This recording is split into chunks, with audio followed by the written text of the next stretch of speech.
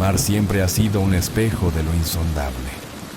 En su vastedad, esconde más que vida, guarda memorias. Memorias de formas que no fueron hechas para habitar la superficie, ni para ser comprendidas. Pero el hombre, en su obstinación, se aventura allí donde la razón no lo protege. Este capítulo no es solo una historia, es una grieta final, un lugar donde los límites se difuminan y el miedo se hace tangible.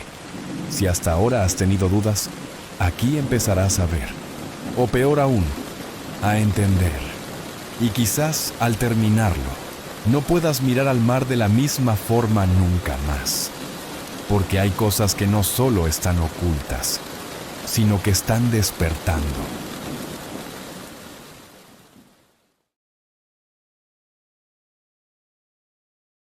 Capítulo 3. La locura del mar. Si el cielo decidiese algún día acordarme un insigne favor, borraría totalmente de mi memoria el descubrimiento que hice, por simple casualidad, al echar una ojeada a una hoja de periódico que recubría un estante. Era un viejo número del Boletín de Sídney del 18 de abril de 1925. Con el cual no hubiese podido dar en mi vida cotidiana. Había pasado inadvertido hasta para la agencia de recortes que había estado coleccionando ávidamente durante esa época materiales para mi tío. Había yo casi abandonado mis investigaciones cerca de lo que el profesor llamaba el culto de Cthulhu, y me encontraba de visita en casa de un docto amigo de Paterson, Nueva Jersey, conservador del museo local y mineralogista de renombre. Examinando un día los ejemplares de reserva, amontonados en desorden en los estantes de una de las salas del fondo del museo, mi mirada se detuvo en la rara ilustración de uno de los periódicos extendido bajo las piedras. Era el Boletín de Sídney que he mencionado. Mi amigo tenía corresponsales en todos los países extranjeros imaginables. La imagen era una fotografía en sepia de una odiosa estatuita de piedra, casi igual a la que Legras había encontrado en el pantano. Despojé vivamente a la hoja de su precioso contenido. Leí el artículo con cuidado y lamenté su brevedad. Lo que sugería, sin embargo, era de suma importancia para mi ya vacilante búsqueda. Arranqué cuidadosamente la noticia con el propósito de ponerme enseguida en acción. He aquí el contenido. Misterioso barco a la deriva rescatado en alta mar. El Vigilant arribó remolcando a un yate neozelandés armado. Un muerto y un sobreviviente a bordo. Relatan que embates furiosos y muertes en alta mar. Marinero rescatado se niega a dar detalles de la misteriosa experiencia. Ídolo extraño hallado en su poder. Se iniciará una investigación. El carguero Vigilant de la compañía Morrison, procedente de Valparaíso, arribó esta mañana a su puesto de amarre en la bahía de Darling, remolcando al yate Alert de Dunedin N2, con serias averías, pero dotado aún de un poderoso armamento. El yate fue avistado el 12 de abril a los 34 grados 21 minutos de latitud sur y a los 152 grados 17 minutos longitud oeste, con un muerto y un sobreviviente a bordo. El Vigilant dejó Valparaíso el 25 de marzo y el 2 de abril fue alejado considerablemente de su curso, en dirección sur, por excepcionales tormentas y enormes olas. El 12 de abril avistó el buque a la deriva. En apariencia había sido abandonado, pero luego descubrió que llevaba a un sobreviviente en estado de delirio y un hombre muerto por lo menos desde hacía una semana. El sobreviviente apretaba entre sus manos una piedra horrible de origen desconocido, de unos 30 centímetros de alto, cuyo origen los profesores de la Universidad de Sídney, la Sociedad Real y el Museo de la Calle College no pudieron determinar, y que el hombre afirmaba haber descubierto en la cabina del yate, en un altarcito rudimentario. Este hombre, ya recobrado, relató una historia de piratería y violencia sumamente extraña. Se trata de un noruego llamado Gustav Johansen, de cierta cultura, segundo oficial en la goleta Emma de Auckland, que partió para el Callao el 20 de febrero, con una tripulación de 20 hombres. El Emma, dijo, fue retrasado y alejado considerablemente de su ruta por la tormenta del 1 de marzo, y el 22 del mismo mes a los 49 grados 51 minutos de latitud sur, y a los 128 grados 54 minutos de longitud. Este encontró al Alert conducido por una tripulación de canacos y mestizos de aspecto patibulario. El capitán Collins no obedeció la orden de virar, y la tripulación del yate abrió fuego sin aviso con una batería de cañones de bronce particularmente pesada. Los marineros del Emma, dijo el sobreviviente, se resistieron con valentía, y aunque la goleta comenzó a hundirse, pues varios proyectiles habían alcanzado la línea de flotación, lograron acercarse al enemigo y lo abordaron poniéndose a luchar en cubierta. Como los tripulantes del yate combatían de un modo torpe y cruel, tuvieron que matarlos a todos. 3 de los hombres del Emma, incluso el capitán Collins y el primer oficial Gree, murieron, y los 8 restantes, bajo el mando del segundo oficial, Johansen, se pusieron a navegar en la dirección seguida originalmente por el yate, a fin de descubrir por qué motivo se les había ordenado cambiar de rumbo. Al día siguiente, desembarcaron en una islita que no figuraba en ningún mapa. 6 de los hombres murieron allí, aunque Johansen se mostró particularmente reticente a este respecto, y dijo que habían caído en una grieta entre las rocas. Más tarde, parece, Johansen y sus compañeros volvieron al yate y trataron de hacerlo navegar, pero fueron vencidos por la tormenta del 2 de abril. Desde ese día hasta el 12 de abril, fecha en que fue recogido por el Vigilant, Johansen no recuerda nada, ni siquiera cuándo murió su compañero William Bryden. La muerte no se debió aparentemente a otra causa que a privaciones. Cables procedentes de Dunedin informan que el Alert era muy conocido como barco de carga y tenía muy mala reputación. Pertenecía a un curioso grupo de mestizos cuyas frecuentes incursiones nocturnas a los bosques atraían no poca curiosidad. Luego de la tormenta y los temblores de tierra del 1 de marzo, se había hecho apresuradamente a la vela. Nuestro corresponsal en Auckland afirma que el Emma y sus tripulantes gozaban de una excelente reputación y que Johansen es un hombre digno de toda confianza. El almirantazgo va a iniciar una investigación sobre este asunto, durante la cual se tratará de convencer a Johansen para que hable más libremente. Esto era todo, además de la diabólica imagen. Pero qué pensamientos despertó en mi mente. Estas nuevas y preciosas noticias acerca del culto de Cthulhu probaban que éste tenía fieles seguidores tanto en el mar como en la tierra.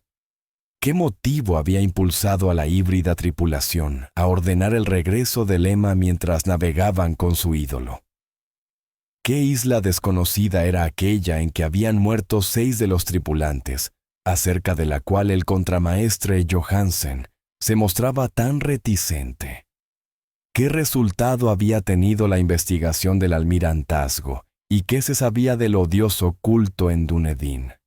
Y lo más extraordinario, qué profunda y natural relación de hechos era esta que daba una significación maligna e innegable a los sucesos tan cuidadosamente anotados por mi tío. El 1 de marzo, el 28 de febrero, de acuerdo con el uso horario internacional, se habían producido una tormenta y un terremoto. El Alert y su mal encarada tripulación habían dejado rápidamente Dunedin como obedeciendo un imperioso llamado, y en el otro extremo de la tierra poetas y artistas habían comenzado a soñar con una ciclópea ciudad submarina, mientras un joven escultor modelaba, en sueños, La forma del terrible Cthulhu. El 23 de marzo la tripulación del Emma desembarcaba en una isla desconocida, perdiendo allí 6 hombres. Y en esa misma fecha, los sueños de algunas personas alcanzaron su mayor intensidad y se oscurecieron con el terror de un monstruo maligno y gigantesco, mientras un arquitecto se volvía loco y un escultor caía presa del delirio. ¿Y qué pensar de esa tormenta del 2 de abril, fecha en que cesaron todos los sueños de la ciudad sumergida, y Wilcox salió indemne de aquella fiebre extraña? ¿Qué pensar igualmente de aquellas alusiones del viejo Castro a los antiguos venidos de las estrellas y a su reino próximo, y a su culto, y a su gobierno de los sueños? Estaba balanceándome en el borde de un abismo de horrores cósmicos, insoportables para un ser humano. En todo caso, no afectaron sino a la mente, pues el 2 de abril puso término de algún modo a la monstruosa amenaza que había sitiado el alma de los hombres.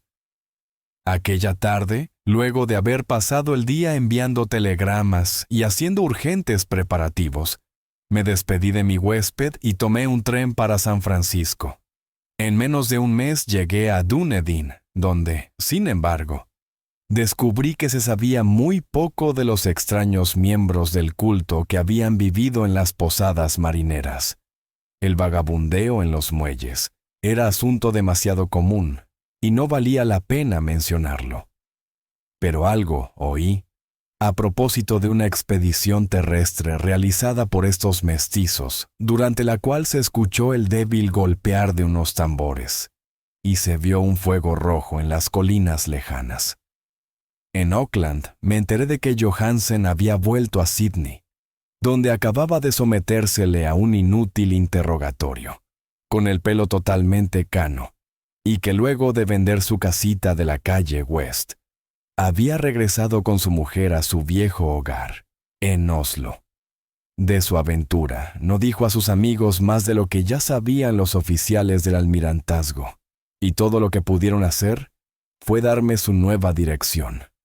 Volví entonces a Sydney, y hablé sin éxito con gente de mar y miembros de la corte.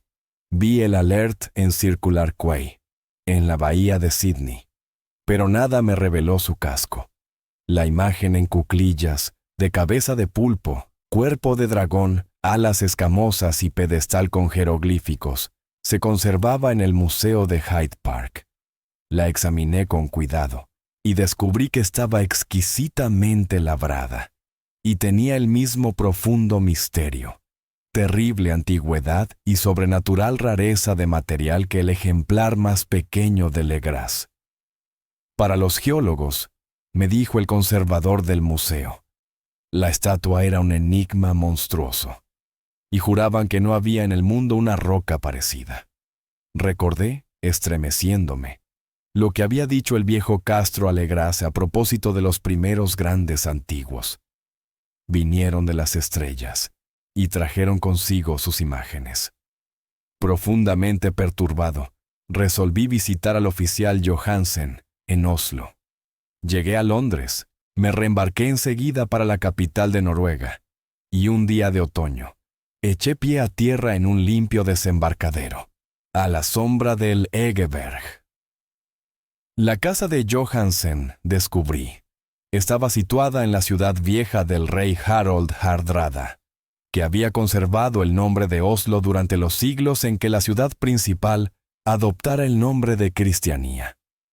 Hice el corto viaje en un taxi y golpeé con el corazón tembloroso la puerta de una casa vieja y limpia, de frente enyesado. Salió a recibirme una mujer de cara triste, vestida de negro, quien me comunicó en un inglés vacilante que Gustav Johansen no era ya de este mundo.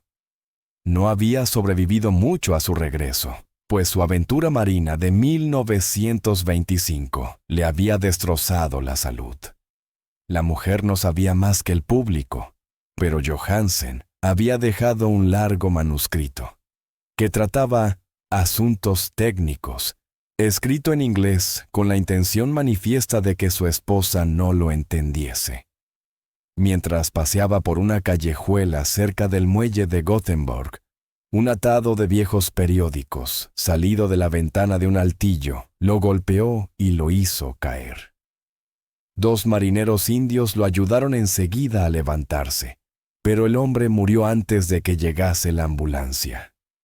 Los médicos, incapaces de precisar la causa del deceso, lo habían atribuido a un malestar del corazón y a un debilitamiento general. Sentí entonces que un oscuro terror, que no me abandonaría hasta que a mí también me fuese acordado el eterno reposo, accidentalmente o por otro motivo, me traspasaba los huesos. Habiendo persuadido a la viuda de que mi conocimiento de esos asuntos técnicos me autorizaba a poseer el manuscrito, me llevé el documento y comencé a leerlo en el barco que me conducía a Londres. Era un relato simple, desordenado, un diario de mar redactado de memoria en que se intentaba recoger día a día aquel último y terrible viaje. No lo transcribiré literalmente a causa de sus oscuridades y redundancias, pero mi resumen bastará para explicar por qué el rumor de las aguas contra los costados del buque se me hizo tan intolerable que tuve que taponarme los oídos. Johansen, gracias a Dios, no lo sabía todo, aunque vio la ciudad y el monstruo. Pero yo ya no podré dormir en paz mientras recuerde el horror que espera emboscado del otro lado de la vida, en el tiempo y el espacio, y aquellas malditas criaturas que vinieron de los astros más antiguos y que sueñan en las profundidades del mar, conocidas y favorecidas por un culto de pesadilla, decidido a lanzarlas sobre nuestro planeta, cada vez que algún terremoto vuelva hasta en elevar la monstruosa ciudad de piedra al aire y la luz del sol. El viaje de Johansen había comenzado tal como lo declarara él mismo ante el almirantazgo.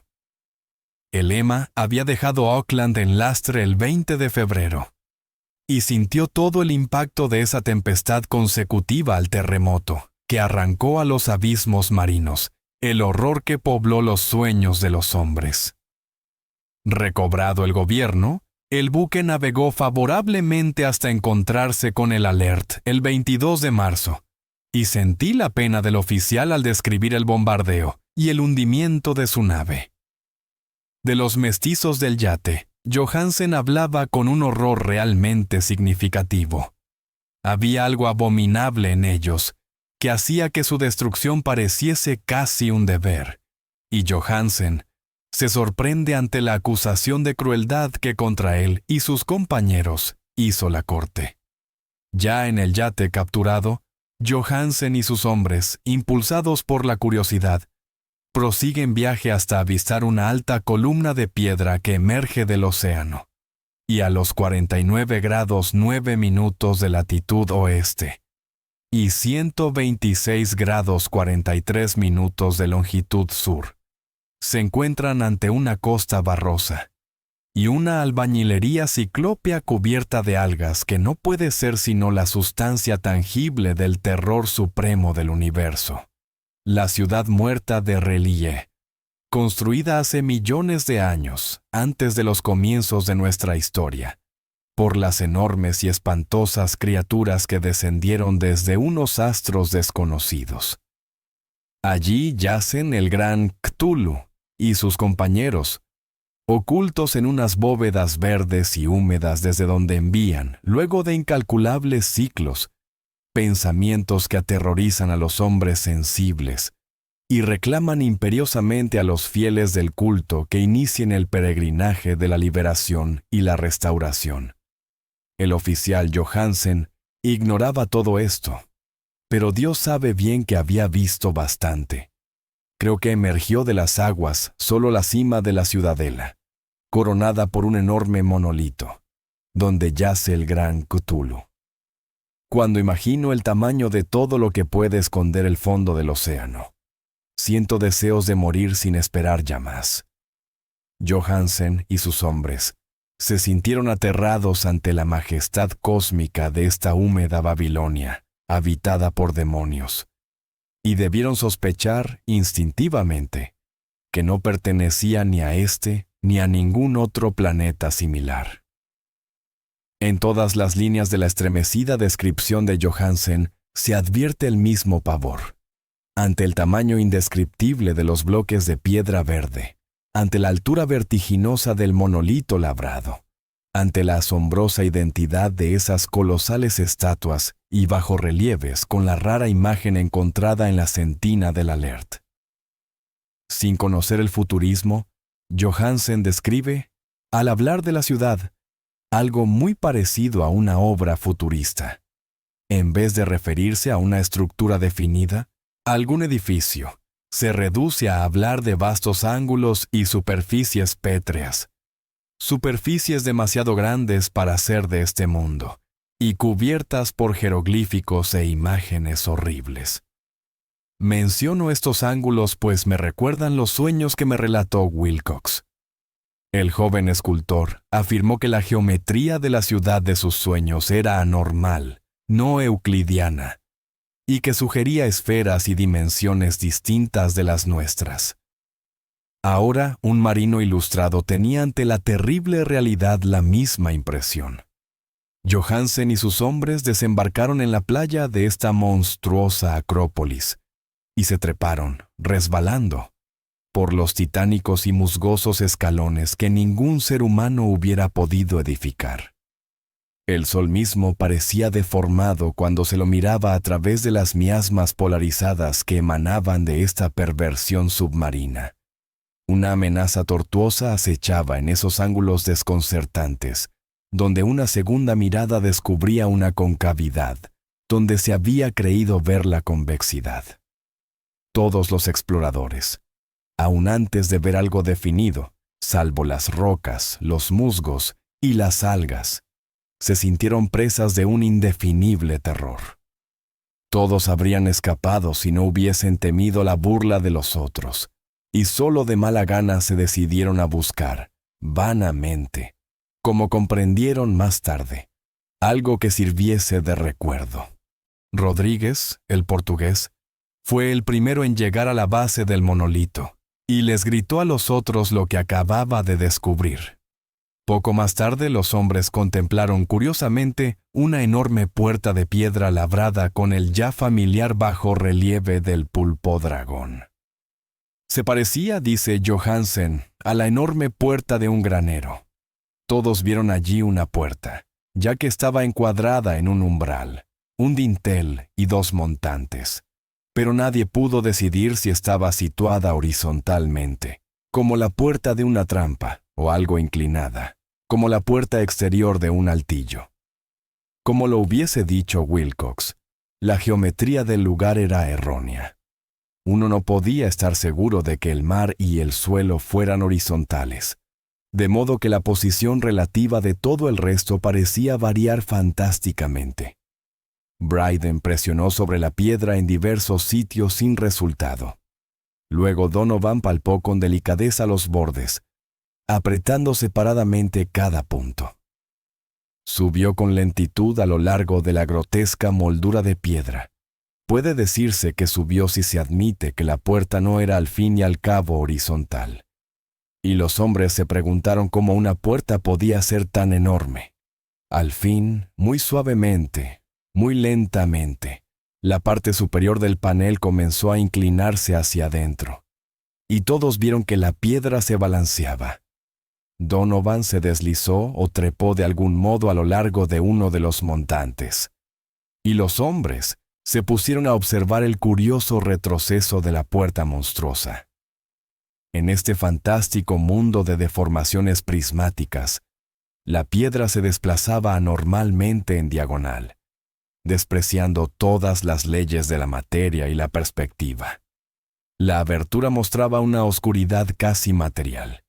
Estas tinieblas tenían realmente una cualidad positiva, pues ocultaban algunas partes de las paredes interiores que debían ser visibles. Al fin surgió de aquella cárcel milenaria, algo así como una humareda que oscureció la luz del sol, mientras se elevaba hacia el cielo, empequeñecido y arrogado, con la ayuda de sus alas membranosas, El olor que salía de aquellos abismos recién abiertos era insoportable. Y Hawkins, que tenía el oído fino, creyó oír allá abajo un sonido chapoteante e inmundo. Todos escucharon, y todos escuchaban aún cuando el monstruo se hizo visible, babeando y apretando su inmensidad verde y gelatinosa, a través de la tenebrosa abertura hasta elevarse pesadamente en el aire corrompido de aquella ciudad de pesadilla. La letra del pobre Johansen es apenas inteligible en esta parte. De los 6 hombres que nunca llegaron al barco, cree que 2 murieron simplemente de miedo en aquel instante maldito. El monstruo está más allá de toda posible descripción. No hay lenguaje aplicable a ese abismo de horror inmemorial, a esa pavorosa contradicción de todas las leyes de la materia, la fuerza y el orden cósmicos, una montaña que caminaba. ¡Dios! Puede extrañar que en el otro lado de la tierra enloqueciese un gran arquitecto, y que en aquel telepático instante la fiebre devorara al pobre Wilcox. El monstruo de los ídolos, el verde y viscoso demonio venido de otros astros, había despertado para reclamar sus derechos. Las estrellas eran otra vez favorables, y lo que un viejo culto no había podido lograr por su voluntad, un puñado de inocentes marineros lo hacía por accidente. Luego de millones y millones de años, el gran Cthulhu era libre otra vez. 3 hombres fueron barridos por aquellas patas membranosas antes que nadie tuviese tiempo de volverse. Que descansen en paz, si hay algún descanso en el universo. Eran Donovan, Guerrera y Armstrong. Parker resbaló mientras los otros 3 sobrevivientes se precipitaban frenéticamente en un escenario infinito de rocas verdosas. Johansen jura que fue absorbido hacia arriba por un ángulo que no debía estar allí, un ángulo agudo que se había comportado como si fuese obtuso. De modo que solo Bryden y Johansen llegaron al bote, y se dirigieron desesperadamente hasta el Alert, mientras la montañosa monstruosidad descendía por los escalones de piedra resbaladiza y se detenía, titubeando, a orillas del agua. Las calderas habían quedado funcionando a pesar de que todos habían bajado a tierra, y bastaron unos pocos segundos de frenéticas corridas entre ruedas y motores para poner en marcha el Alert. Lentamente, entre los horrores distorsionados de esa escena indescriptible, la hélice comenzó a golpear las aguas. Mientras tanto, en la costa mortal, sobre aquellas construcciones que no eran de este mundo, el monstruo gigantesco venido de las estrellas emitía unos gritos inarticulados, como Polifemo al maldecir el veloz navío de Ulises. Enseguida, con más audacia que los cíclopes de la leyenda, el gran Cthulhu penetró en las aguas e inició la persecución con golpes que levantaron enormes olas. Bryden volvió la vista y enloqueció.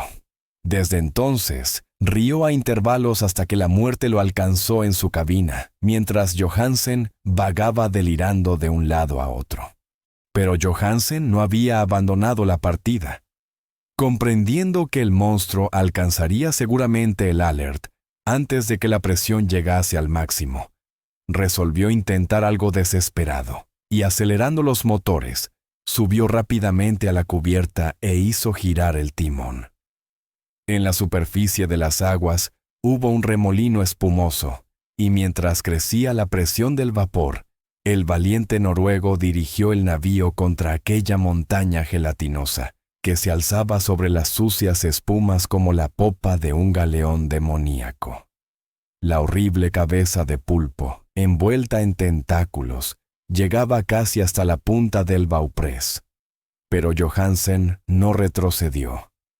Hubo un estallido como el de un globo que se desinfla, un líquido inmundo como el que surge de un hendido pez luna, una hediondez que el cronista no se atrevió a describir. Durante un instante, una nube verde, acre y enceguecedora, envolvió al buque, y un hervor maligno quedó a popa, donde, Dios del cielo, la esparcida plasticidad de aquella entidad celeste estaba recombinándose y recobrando su forma primitiva, mientras el Alert se alejaba más y ganaba velocidad. Eso fue todo. Desde ese momento, Johansen se contentó con meditar sombríamente sobre el ídolo de la cabina y preparar unas pocas comidas para él y su enloquecido compañero, que reía a carcajadas. No trató de dirigir el navío. Después de aquel incidente, quedaba un gran vacío en su alma. Luego, sobrevino la tormenta del 2 de abril, que terminó de nublar su conciencia.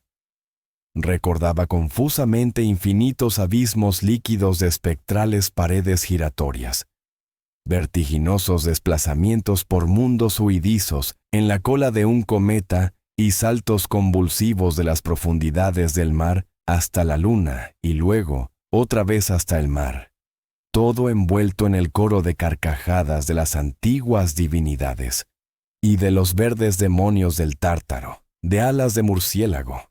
Luego de esas pesadillas vino el rescate, el Vigilant, el tribunal del almirantazgo, las calles de Dunedin y el largo viaje de retorno a la casa natal, junto a Legeberg. Nada podía contar. Pasaría por loco. Lo escribiría todo antes de morir, pero su mujer no debería sospechar nada. La muerte sería para él beneficiosa solo si borraba los recuerdos. Tal era el documento que leí. Lo he guardado en la caja de lata junto con el bajorrelieve de arcilla y los papeles del profesor Ángel.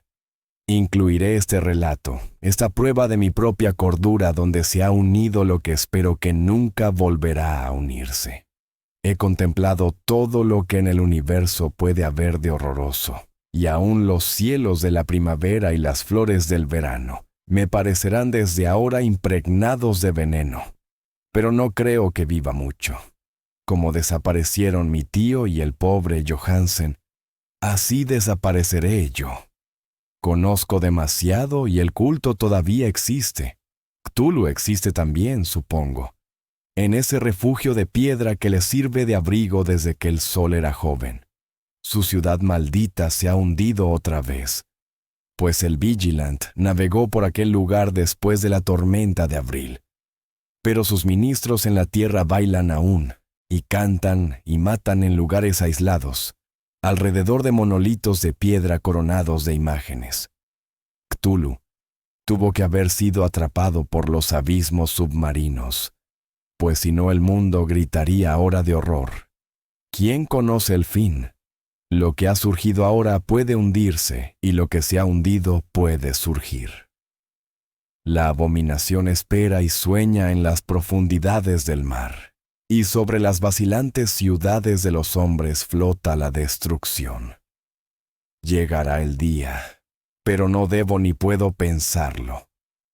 Ruego que si no sobrevivo a este manuscrito, mis ejecutores testamentarios cuiden de que la prudencia sea mayor que la audacia e impidan que caiga bajo otros ojos.